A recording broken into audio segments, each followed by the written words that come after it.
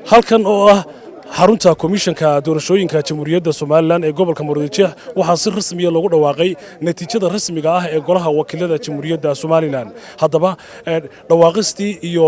codadkii kala duwanaa ee ay kala heleen murashaxiinta kala duwan ee u tartamayay saddexda xisbi qaran ee jamhuuriyadda Soomaaliland ayaa u kala helay sidan 6 bisha 6 2021 inaynu ku dhawaaqno baahinana liiska hordhaca ee mudanayaasha golaha wakiilada u soo baxay ama ku guuleystay asxaabta qaranka doorashadii dhacday 31 May 2021 haddaba anigoo hore ka geli doona liiska ama mudanayaasha magacyada akhri doona waxaynu ku bilaabi doonaa xisbiga u horeeyo UCID xisbigaas wadarta codadka gobolka uga codeeyay waxa weeye 46390 cod waxana uu ku guuleystay ama u soo baxay 5 mudane oo kala ah Cabdinaasir Yuusuf Cismaan Qodax Maxamed Khadar Daahir Moogi Maxamed Jaamac Ismaaciil Koodbuur Maxamed Ismaan Maxamed Xasan Saciid Maxamuud shanta mudane haddii aan inta ku dhaafo xisbiga ku xiga ee kulmiye wadarta guud ee codadka waxa weeye 10000 iyo 517 cod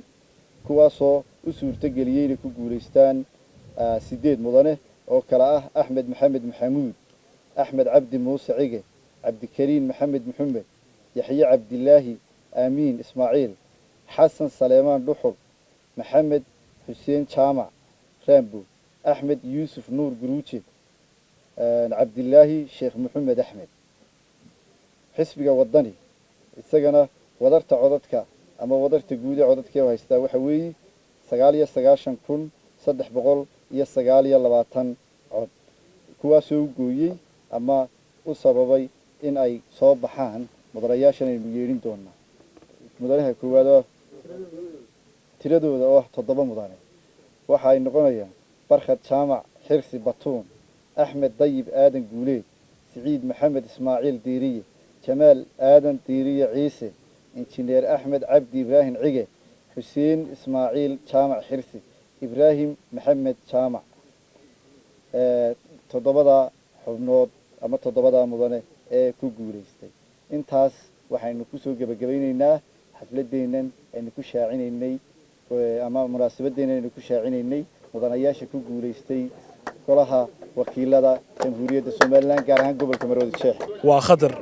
Maxamuud Khadar Qulle iyo sawir qaadi Cabdi Cumar Jibriil telefishinka qaranka Soomaaliland xarunta komishanka doorashooyinka gobolka Murudijeex